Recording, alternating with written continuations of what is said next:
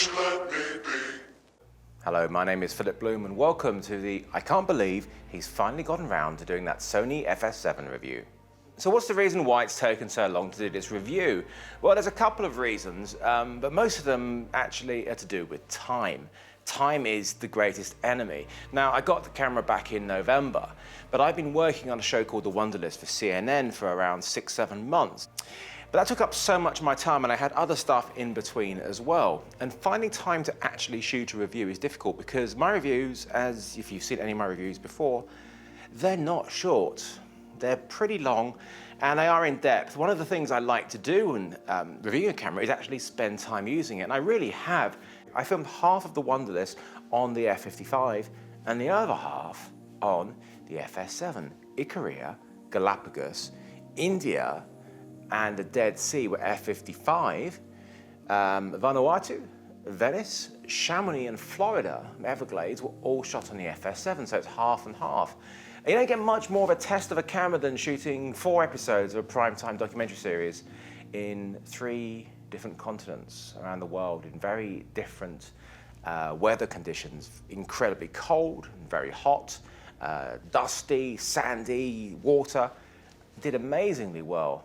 So I'm not complaining or anything like that. I just wanted you to understand why my review has come out months and months and months later than everybody else's. But at least it's given me a chance to shoot some really nice footage.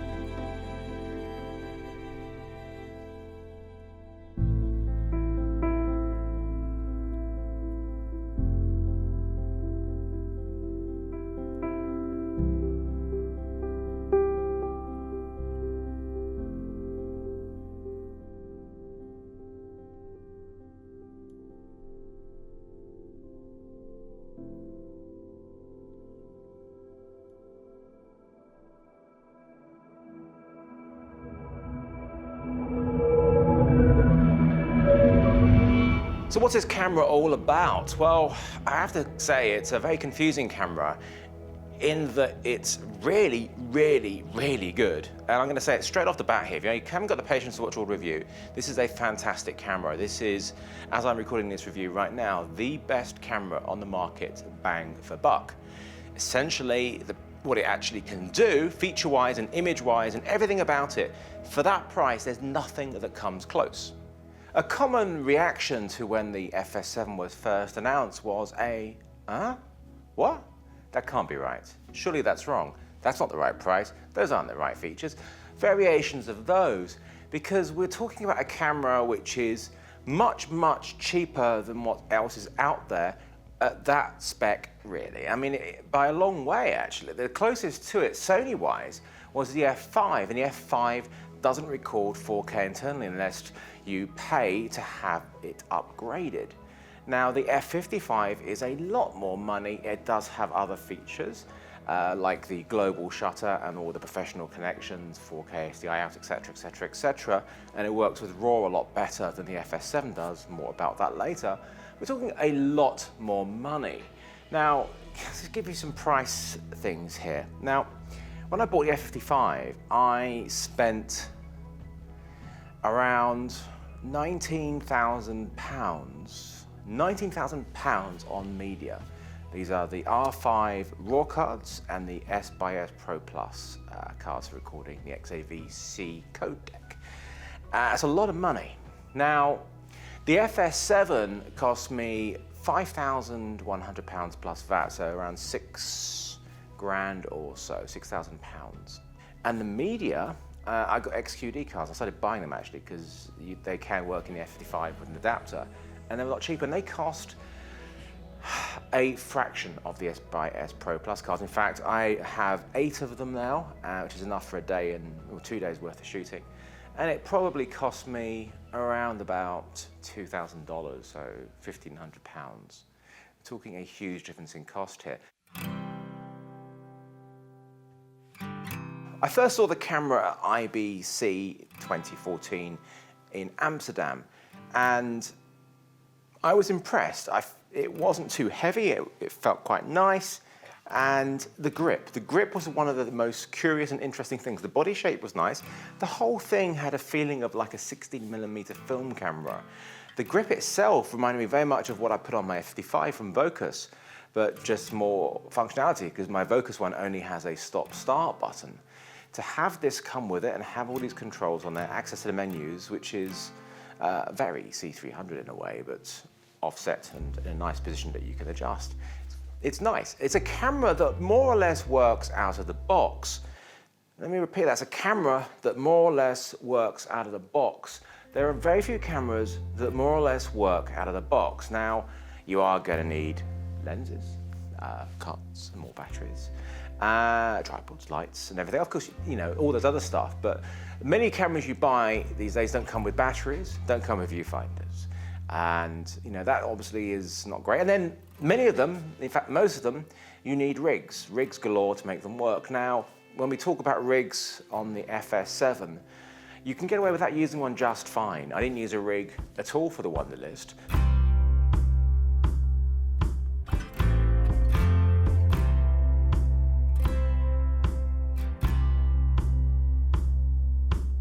So let's do a comparison of the two cameras. An F5 with a 4K upgrade on one hand, and the FS7 on the other hand. There's a vast difference in price between these. Now they, as far as I know, use the same sensor, have the same sensitivity rating of 2000 ISO. Now, there's a few things missing from the FS7 right now. It's a few firmware updates away from being as polished as the 5 and the F55. One thing it doesn't have is some of the connections that the F55 has, the time code, the gen lock, and some of those professional connections. And also the way that it can record RAW, specifically with the Sony recorder. But I'll be talking more about RAW later on. Build quality wise, the FS7 is actually very solid. It may look plasticky, but it's actually not too bad at all. It's magnesium alloy and with like a plastic veneer of some sort. It's pretty damn solid. It has been on some pretty intensive stuff with me, and it's done very, very well. Is it as nice and strong as the F555? Debatable. It's missing, it obviously looks very different ergonomically. I really love the side panel of the F5 and F55 with the controls and all those things. It's really lovely to have those things. We don't have anything like that on the FS7. Most of your operations, you really just have to look into the viewfinder or look onto an LCD screen. There's loads of other things that I've missed out from the camera comparison. To just take it on its own is an incredibly well-spec'd camera, performs really well, and it's very, low price considering everything else that's out there.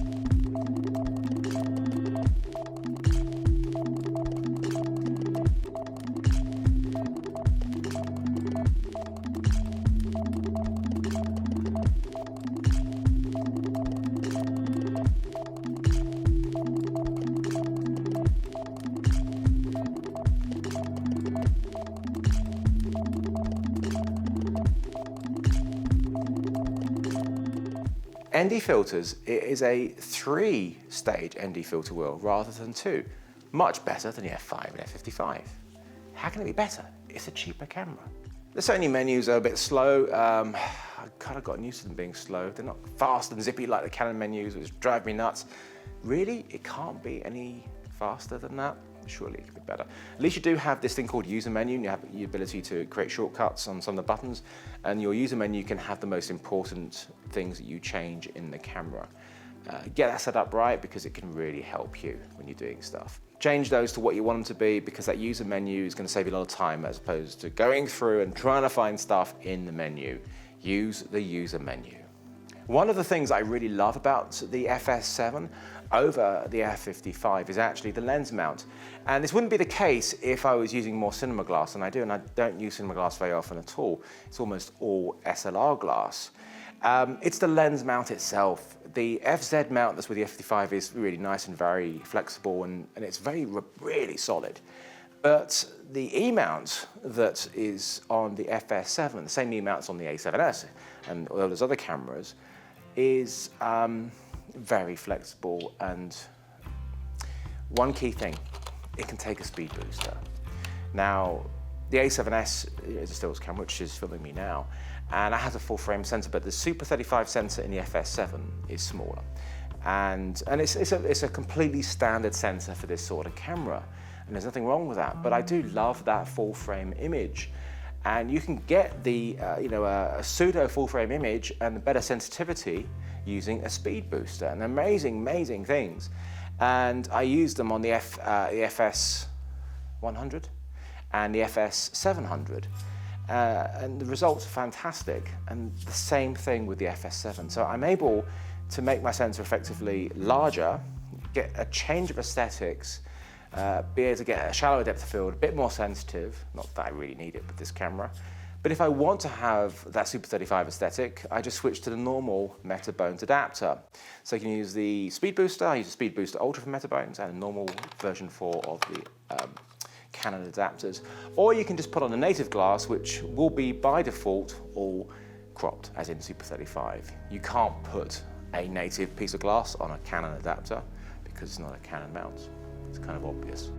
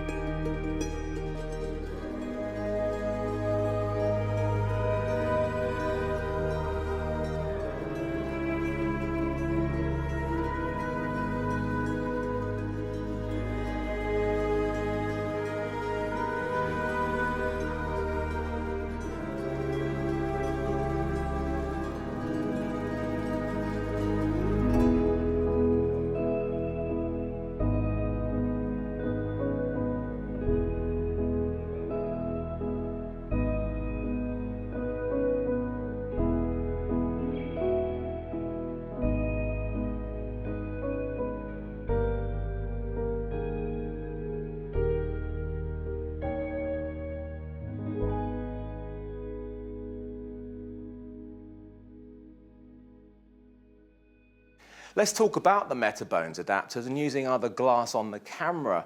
Now, obviously, there's something very nice about having cameras which don't have to use adapters, using native glass. Now, I've always been of the school which is, buy glass that's going to last you different cameras. Don't buy glass which is specific to those cameras unless you're super rich, because you want something that's going to be portable. And the most portable glass I've come across in my experience is Nikon glass, because it goes on pretty much all cameras, even Nikons. But they go on Canons, they go on all these cameras with adapters, because the flange is slightly bigger than the Canon flange. But the problem with the native glass made by Sony is the way the manual focusing is done. it's not fun. It's very inaccurate, and it's not linear, because it's not mechanical. It's very electronic, and you can't use muscle memory because it's not in the same position for things. So trying to do a rack focus is incredibly hard. Trying to follow somebody in focus is incredibly hard. It's designed for autofocus, those lenses. They're not designed for manual focus. Now, I do like those lenses on the A7S. Well, I like the 1635 and 2470, but I bought this 70-200 f4, and it's a lovely lens optically, and it looks nice. It looks a bit like a Canon lens, but lighter. But trying to focus with it is just horrendous. So I've gone back to using the Canon 70-200 f4 if I'm carrying it around, lots of stuff, because the 2.8 is quite heavy, but I'd rather use a 2.8 with IS if possible. So that's a real problem with the native lenses, and I really hope they can find a way to improve that. I need the ability to be able to use muscle memory to change focus, and really just cannot right now. Autofocus, great, but the autofocus within the camera is adequate. Now, this gets us onto Canon glass and the Metabones adapter. And then the Metabones adapter, as of today, which is the February the 28th, 2015, they still don't work brilliantly with it. So you have to get past the green mode, which means when you put a lens on, or the adapter, you have to press a little button on, and it works better. Otherwise, you get some horrendous issues with iris opening and closing as you try and stop down. And also not even the ability to change your iris on some lenses. It's not working great. It needs Metabones to come out with updated firmware. I'm hoping, every day I'm hoping to get an email saying new firmware is out.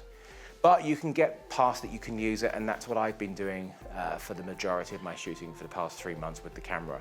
It does work, it works fine. When you're opening and closing the aperture on a native lens, or when using the Metabones, it was really slow initially on the dial on the side of the camera. It's got a bit better. It's still not great. There's nothing nicer than an actual aperture ring. So if your lens has no aperture dial, like the Canon lenses or the native lenses, then you have to deal with the fact it's on the side of the camera. And you got to get used to it, because you don't have a choice.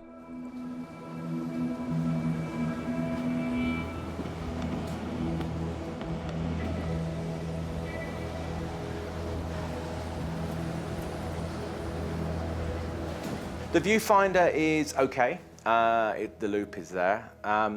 I have changed it now. I am using the Zacuto Gratical. I find the Gratical to be enormously better. I mean, it is more expensive because the one that comes with the FS7 is included. The Gratical is not included. So therefore you have to spend whatever it is, $3,000 to buy it. Is it worth $3,000? It depends if you use other cameras. It depends how, or it depends on you. It depends on your budget. For me, I use so many different cameras, and to have a viewfinder of that quality that is portable to different cameras is exceptional to me, exceptional value, and it is the best EVF I've ever used. And it's cheaper than my F55 OLED from Sony, which is okay, it's murky. It's not a great viewfinder, and it only works on the F5 and F55. It doesn't go on here. It looks like the same connector. It's not. So that's why I love the Gratical. It's not for everybody. Can you use the internal one, the one that comes with it? It's okay. But if you do, you might have problems with the plasticky loop, which I do, and I really don't like it. So what I did when I first got the camera is I put that away. It's the same horrendous loop that you had on the FS700 and FS100. Maybe they've changed the optics inside, but it's still a horrible thing. It's too long as well. Trying to put it on your shoulder and feel relatively balanced. And that is obviously going to be front heavy because it's the way it's positioned, but it isn't a very heavy camera, and with a small enough lens, which is handheld, you're going to have, it's actually totally fine. What I did is I replaced that bit of plastic with the Zacuto Z Finder for the Blackmagic pocket camera. So I stuck the frame, which is for the Blackmagic pocket camera, over the screen and put it on there. Now, it's not perfect because you have to do a little bit of looking around, but it makes it much shorter. And for me, it's much better to have it that way. I don't have to have that viewfinder so far pushed forward. It can sit more naturally on my shoulder. So that's the cheap way of making it better. What Zacuto need to do, and I'm hoping they're going to do something, is to make the ability to actually flip it. Because otherwise, you just want to look at the screen and not have to look through the viewfinder. You have to pop it off, which can be a bit of a pain. But when I'm using the Gratical, this is one of the problems, and one of the things that had to be looked at to improve on the camera is it fits on through that 50mm rod where the microphone mount is and the EVF is on the other side. Now, it's held on by the tiniest crappy little screw. And that crappy little screw has got some of that screw lock type stuff on it when it was put on. So when you first try and take it off, it's got that little resistance and it comes off. And that lets you pull the rod over to the left, over to the right to adjust it for your positioning. But then when you want to tighten it, you've got to tighten it really hard. It hasn't got any of that adhesive on anymore. And that's just a tiny little head on there. And I've gone through about 2 or 3, and the first one that went, I thought I was a goner because the head had completely gone, and James Miller created a cross head on there, and it was just awful. Because the Zacuto Gratical is heavier, much heavier than the bit of plastic that is the viewfinder, and so therefore it needs more tension on there. So, and on the other side, the actual microphone mount is fine for a crappy little microphone, but you put on a decent microphone like a Rode NTG3 or 2, or the NT4, which isn't the new one, which isn't as heavy, or the NT4 Plus, which is even better, which is about the same weight actually. They just really can't be taken on that mount, and they all start to go quite quickly. So I've replaced it with an old CAC-12 mount, which is very difficult to track down these days. These are much older style mounts, and I have fashioned my own microphone mount, and it seems to be okay. But I still have that whole issue with the rod. And so what I've ended up doing for the time being is I've taken that whole top handle and plate off and replaced it with the Vocus one, because it gives me a 15mm rod connection, which is nice and solid. Downside is I've lost the record button on the top. I've lost the ability to use a hot shoe microphone, which is the new Sony wireless pack, so you can put a microphone straight on the top. So it's got the rocker on there, but I don't have any servos on my lenses. So that's the downside to that. I'm hoping people can come up with a better solution, because I would like to have that extra record button, and I like the ability to put on a microphone directly into the camera, bypassing all of the other audio circuitry. With the new firmware for the FS7, you can now use the hot shoe on top of the camera on the handle to also take the Sony XLR module, so you can now have 4 XLR inputs on the camera when you buy that module. It's the same hot shoe connection you'd use for the radio mic. Of course, if you, like me, have taken off your handle, you can't use either.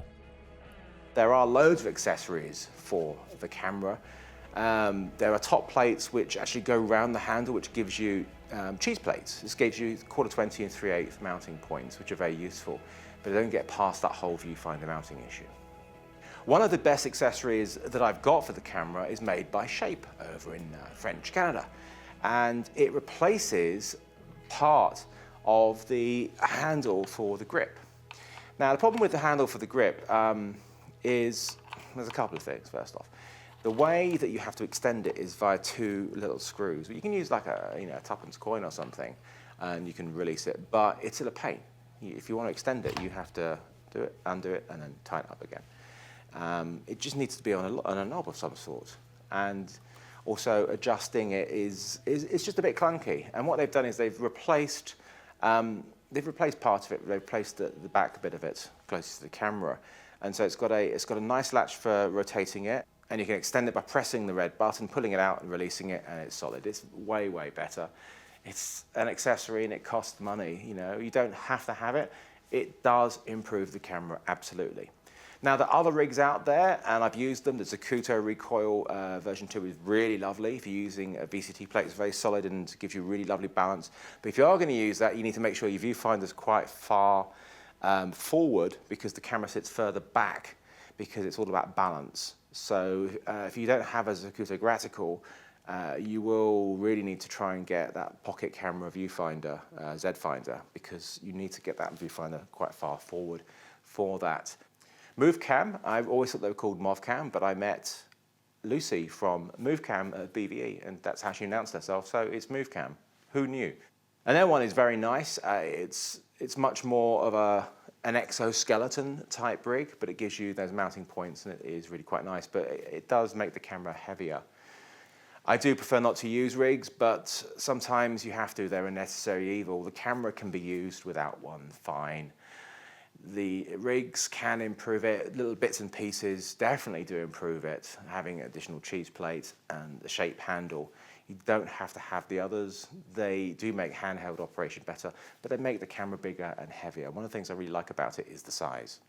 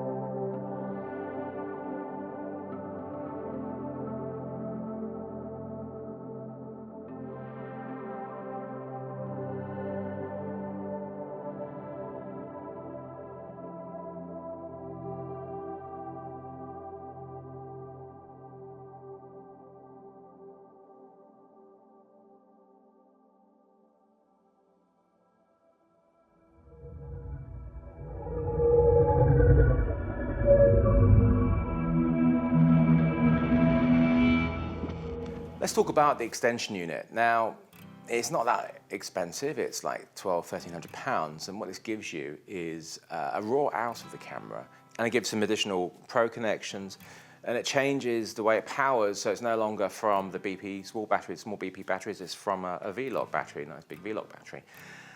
So therefore, it lasts quite a long time. It will also, at some point when they bring out the firmware, allow you to record ProRes internally. Now, I really like the XAVC codec within the camera. It's a modern codec. I don't need ProRes. My edit system, Adobe Premiere CC version 8, works beautifully with it. If you're using Premiere, you'll need to make sure you have version 7.2 or up to cope with XAVC. A quick word about the two different versions of the camera of XAVC. It's XAVC-I or XAVC-L.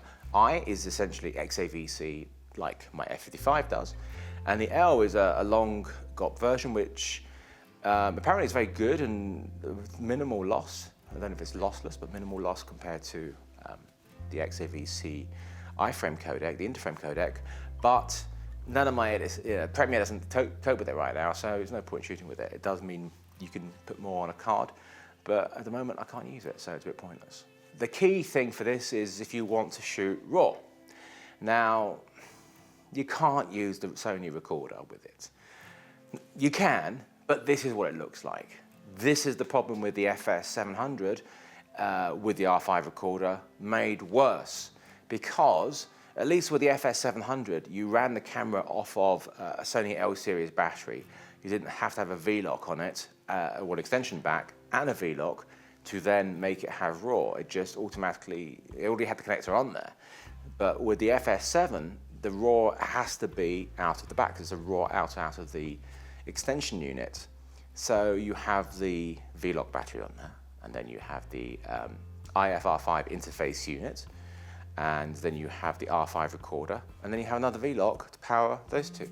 And the whole thing becomes ridiculous.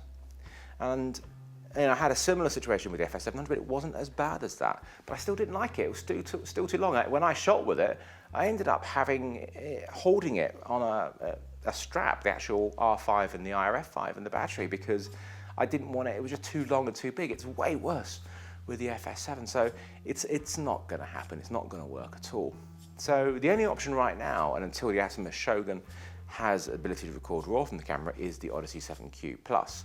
Actually, the 7Q as well. 7Q Plus has the 4K HDMI, and I do recommend getting the 7Q Plus because there is no 4K SDI out of the FS7.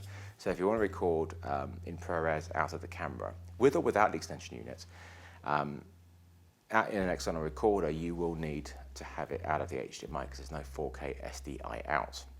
But it's such a flexible recorder. It can cope with RAW and loads of other cameras, not just the Sony stuff. It's an amazing device. The problem is with the RAW, and it works nicely because it gives you a nice monitor, Cinema DNG uncompressed. It's so inefficient. It's hell to use in 4K. It's just too big file sizes. The Red has the best RAW format I've come across, the R3Ds. It gives you the ability to choose your compression ratio depending on what you're doing. It works well, works very well in editing systems like Premiere. Cinema DNG is too big and bloated. It's an old format. Even Blackmagic brought out a lossless version in their later cameras because they realized that the uncompressed version is just too big. This is all we still have on the Odyssey 7Q and 7Q Plus. It's too big. We're talking 24 minutes for around half a terabyte. Crazy. The Sony RAW recording isn't particularly efficient either, but it's way more efficient than Cinema DNG, but you don't have the ability to use it with the FS7 and extension unit unless you're willing to go with that convoluted mess. Now, if you're working in the studio, you could cope with it just fine. You run a long BNC and just have it recording separately. But for any sort of work away from that, it's just not workable.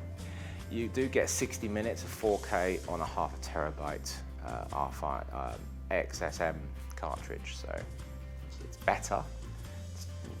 It's twice as much as you can get in Cinema DNG on the Odyssey 7Q and 7Q Plus. So it's still a lot though, but that's why I don't really use RAW. I use RAW so infrequently because I just can't cope with that amount of data and I don't need it.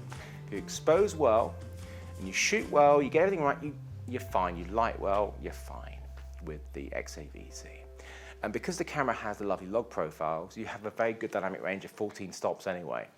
RAW is better, but until RAW can be as easy to work with as we are with single frames and as quickly as that is with single frames on stills cameras, then for me it's still a pain in the arse. So no, I will stick with XAVC. Thank you very much.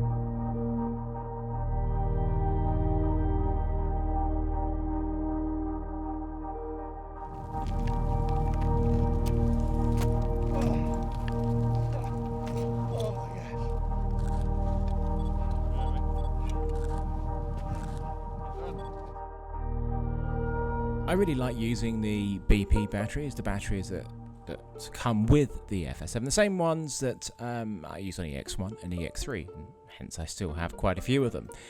They last, a very long time actually, especially the long one. I've been getting about 3 to 4 hours off of it, and this is not a new battery, which is fantastic. So I really like using those, and it keeps the camera small when I do want to keep the camera small. There is no power out to power any additional things like monitors or maybe lights if you wanted to have a non-camera light, unless you have the extension unit. So when I use my small HD monitor on the FS7, I have to run it off of batteries, as opposed to when I use it on the F55, I can run it off of the V-Locks. But of course, it will last much longer with a V-Lock, and trying to run a monitor, especially like my DP7 Pro Hybrid, off of a BP battery, it will drain that very quickly. So there you go. It's certainly a quirky camera when I first got to use it, and had to work through a number of issues trying to get the waveform, or sort of any scope sort of up on the viewfinder screen was a bit of an effort actually. It's been fixed in later firmware, as most of the issues tend to get fixed. It was a version 1 firmware, and if you're going to use the camera from day one, you have to expect it's not going to be perfect. I don't know any camera which has been released has been perfect from the get-go. One of my biggest problems I had was dialing in manual white balance. I was getting a lot of magenta, which I wasn't really noticing when I was shooting in log so much because it's log, but it was certainly there. I did see it, and I tried to get rid of it internally, and it was a right fiddle in the end. It just needed to be dealt with in post. It was a real pain. Thankfully, that has now been fixed. We have S-Log2 and S-Log3, and we have something called the Cinema Exposure Index, Cine EI, which we can shoot with. I tend to shoot with custom mode because if you shoot in the Cinema Exposure Index, which gives you the better performance out of the sensor, at its core, it's about working at the optimum sensitivity. I don't need that. I need the ability to go lower or go higher. Yes, I will have a bit more noise, and that's fine. I can cope with it. But this is how I work, and this is how I need it to work. And also, if you're working custom, you have noise reduction, and you do need noise reduction. All cameras have noise reduction. People forget this. Apart from raw cameras, you have noise reduction circuits in the camera. You just don't realize that they're working, and they are working. You go into Cinema EI mode, and it disengages the noise reduction. Yeah, you can do it yourself, but it's time consuming. But if you give it to a client, you have to know that they're going to work with it, and they're going to know what to do with it. I like, when I give rushes, to give it to the client with minimal work. Yeah, I give it to them log, but I don't want to say to them, you're going to need to sharpen that up a bit, or you're going to need to bring some noise reduction in there. So I don't shoot it with as soft an image as possible, or just as off the sensor as you get with Cine EI, because I don't know if they're going to work with it. If it's me, sure, I can deal with it. But take a lot of the work away, and the camera does it really well. So let the camera do the noise reduction, and shooting custom. It's up to you, though. It's just how I work. There are so many options in the menus, you can fiddle around with them till the end of time. That's why I really recommend Doug Jensen's FS7 Masterclass from Vortex Media. 6 hours of incredibly detailed information that's going to make you know the FS7 back to front. It's available from Vimeo On Demand for $85. Here's an excerpt. Shooting with a PXW-FS7 is like having 2 cameras in one. First, you get a very capable high-definition ENG EFP broadcast television camera, and second, you get a very sophisticated film-style cinema camera that rivals anything being used in Hollywood today. But the catch is that you can only have one of these 2 types of cameras active at any given time. So rather than saying you get 2 cameras in one, maybe I should say you get 1 camera with 2 personalities. And I mean that seriously, because there is one single menu setting that divides the camera's capabilities into 2 distinct modes. That setting can be found by pressing the menu button, going to System, Base Setting, and then Shooting Mode.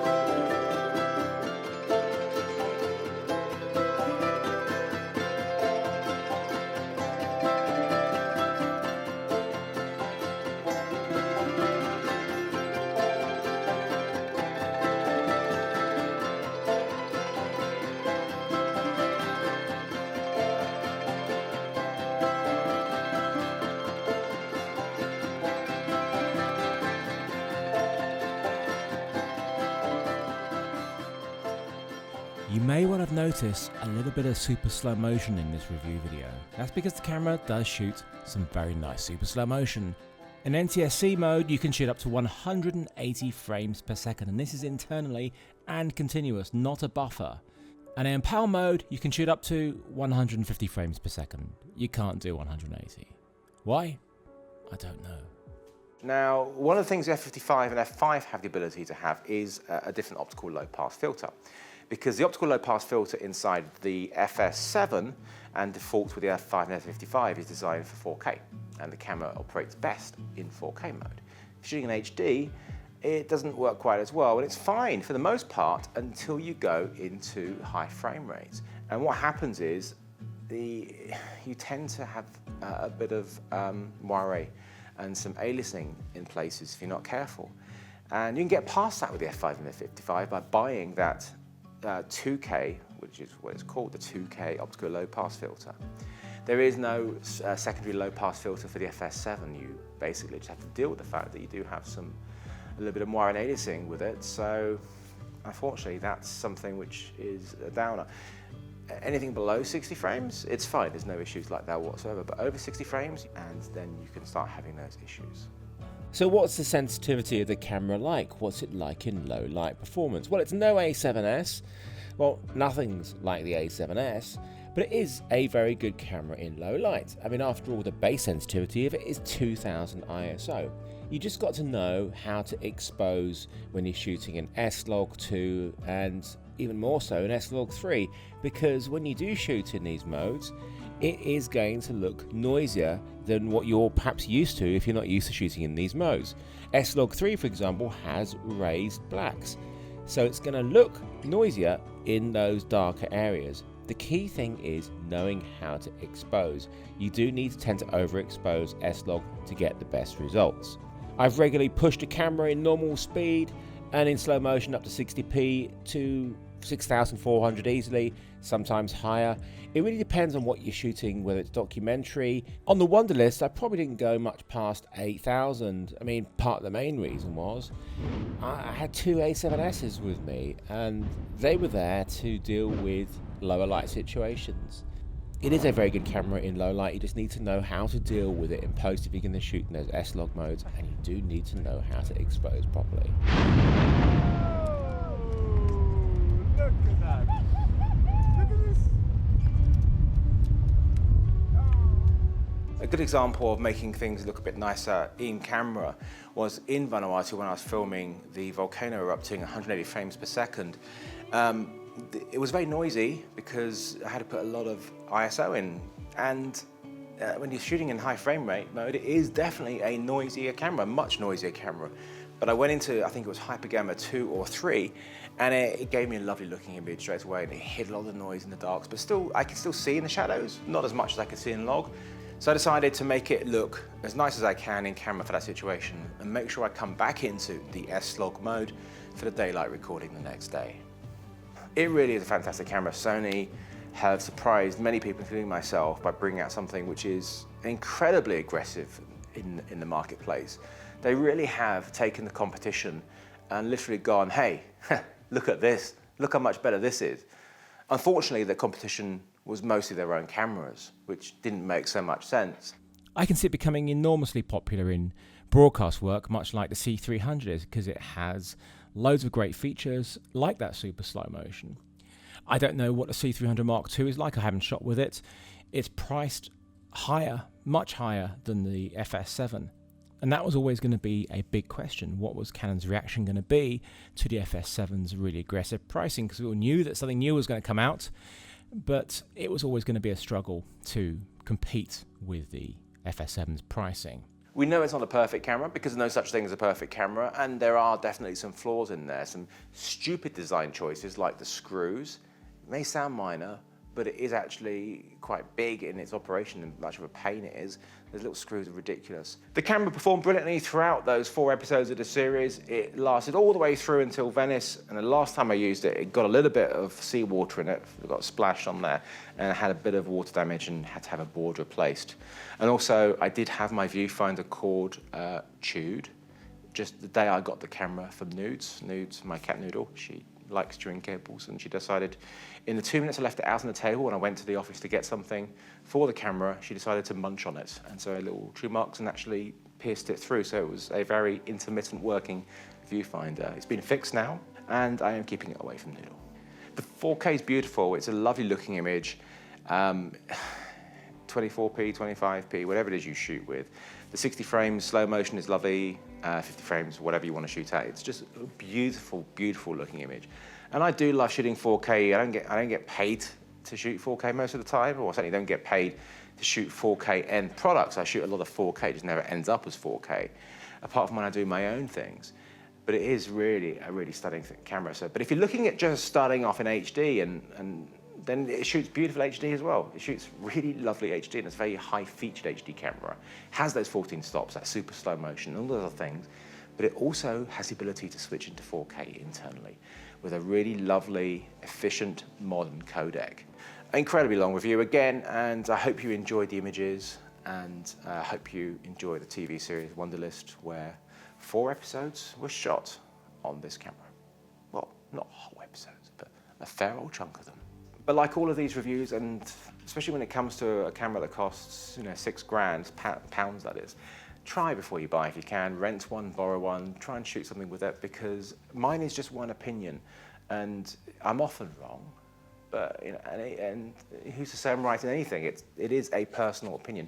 What I like isn't necessarily what you like. I mean, for God's sake, there's people out there who like the film Love Actually. They love the film Love Actually. I hate it, but that's just an opinion. Who's to say I'm right and wrong? I don't know.